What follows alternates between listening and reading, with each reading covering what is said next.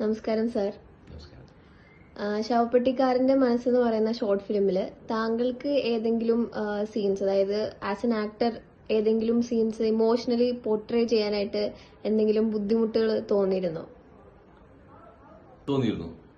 ഒരുപാട് സീൻസ്. അതായത് നിങ്ങൾ കണ്ടതാണല്ലോ, ഒരു അച്ഛൻ, വളരെ ദുഃഖിതനായ ഒരു അച്ഛൻ, അതായത് മകള് ഏത് നിമിഷവും മരിക്കും എന്ന് അറിയുന്ന ഒരു അച്ഛൻ. അപ്പോൾ അതിൽ ഒരുപാട് സീൻസിൽ ആ ഒരു ഇമോഷനിലേക്ക് എത്തേണ്ടത് ഉണ്ടായിരുന്നു. അത് ആ ഒരു അച്ഛന്റെ വേദനയിലേക്ക് എത്തുക എന്നുള്ള അല്പം ബുദ്ധിമുട്ടുള്ളതാണ്. അതുപോലെ തന്നെ ഈ ഷോർട്ട് ഫിലിമിൽ ഒരു സീൻ, അതായത് നിങ്ങള് കുട്ടിയായിട്ട് താങ്കളും പിന്നെ ശവപ്പെട്ടിക്കാരനും കൂടെ പോകുന്ന ഒരു സീനില് ഈ ശവപ്പെട്ടിക്കട കാണിക്കുന്നുണ്ട്. അത് ശരിക്കും എന്തായിരുന്നു?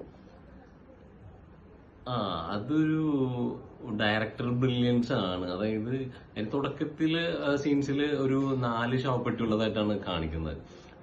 കുട്ടികൾ തിരിച്ചു പോകുന്ന സമയത്ത് അവിടെ 4 തിന്ന് ഒരെണ്ണം കൊണ്ട് 3 ഉള്ളൂ. അപ്പോൾ അത് ശരിക്കും പറഞ്ഞാൽ അത് ശവപ്പെട്ടിക്കാരന്റെ മരണത്തെയാണ് അത് സൂചിപ്പിക്കുന്നത്. ഓക്കെ. അതുപോലെ ഈ ഷൂട്ടിങ്ങിന്റെ സമയത്ത് ഇപ്പം കൂടുതലും ഇതിൽ ഇമോഷണൽ സീൻസ് ആണല്ലോ, അപ്പോ ആ ഒരു അറ്റ്മോസ്ഫിയർ എങ്ങനെയായിരുന്നു ഷൂട്ടിങ്ങിന്റെ? അറ്റ്മോസ്ഫിയർ, ക്രൂസ് എല്ലാവരും സീരിയസ് ആണ്, കാരണം അത് അങ്ങനെ ഒരു സബ്ജക്റ്റ് ആണല്ലോ. അപ്പൊ അതുകൊണ്ട് ക്രൂസും ആർട്ടിസ്റ്റും എല്ലാവരും, ടെക്നീഷ്യൻസ് എല്ലാവരും വളരെ സീരിയസ് ആ ഒരു സെന്റിയിൽ തന്നെയായിരുന്നു. പക്ഷേ കാണികൾക്ക് ഇതിന്റെ ഒരു ഇമോഷണൽ അറിയില്ലായിരുന്നു. അപ്പൊ ആളുകൾ അപ്പുറം ഇത് കണ്ടോ, ഷൂട്ട് കാണാമെന്ന ആളുകളൊക്കെ തമാശയൊക്കെ പറഞ്ഞിരിക്കണ്ടായിരുന്നു അവിടെ. ഈ ഷോർട്ട് ഫിലിമില് താങ്കളുടെ കൂടെ അഭിനയിച്ചിരിക്കുന്ന കോ ആക്ടേഴ്സ്, അവരായിട്ടുള്ള കെമിസ്ട്രി ഒന്ന് പറയാമോ?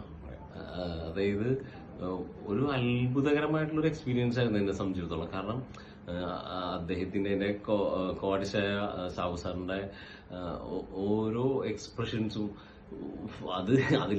അതുമായി പിടിച്ചേക്കാൻ വേണ്ടി ഞാൻ വളരെ ബുദ്ധിമുട്ടി. ശരിക്കും പറഞ്ഞു കഴിഞ്ഞാല് അദ്ദേഹം വളരെ ഒരു വണ്ടർഫുൾ ആക്ടറാണ്. അതേപോലെ തന്നെ എന്റെ മകളായിട്ട് അഭിനയിച്ച ആ കുട്ടിയും വളരെ എന്താ പറയാ, നാച്ചുറൽ ആയിട്ട് തന്നെ ചെയ്തു.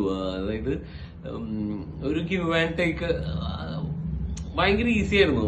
അതായത് എനിക്ക് ശരിക്കും ഫീൽ ചെയ്തു എന്റെ മോള് തന്നെയാണോ എന്നുള്ളത് എനിക്ക് ഫീൽ ചെയ്തു. അത്രയും ആ കുട്ടി വളരെ നാച്ചുറൽ ആയിരുന്നു. ഇതിലെ ഇമോഷണൽ സീൻസിലൊക്കെ ഒരുപാട് റീടേക്ക് പോയിരുന്നോ? ഒരുപാട് പോയില്ല, പക്ഷെ എന്നാലും പോയിരുന്നു. ഒരു 3-4 പ്രാവശ്യം 3-4 സീൻസ് എടുക്കുന്ന സമയത്ത് ഒരു 4-5 പ്രാവശ്യം ഓരോന്നും അങ്ങനെ പോയിരുന്നു. കാരണം എന്താണെന്ന് വെച്ച് കഴിഞ്ഞാല് ഇത് ഭയങ്കര എനർജി കൺസ്യൂമിങ് പ്രോസസ്സാണ്. നമ്മൾ ശരിക്കും റിയലിസ്റ്റിക് ആയിട്ട് തന്നെയാണ് അതിൽ കരഞ്ഞിട്ടുള്ളത്.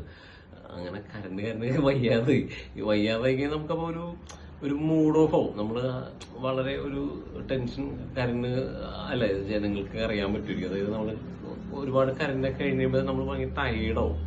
അപ്പോൾ തിരിച്ച് വീണ്ടും അപ്പൊ പെർഫോം ചെയ്യുമ്പോഴും നമ്മൾ ഇതേ ഇമോഷനിലേക്ക് എത്തണം. അപ്പൊ അത് പെട്ടെന്ന് പറ്റുന്നുണ്ടായിരുന്നില്ല. അങ്ങനെ കുറച്ച് ടേക്ക് പോയിരുന്നു.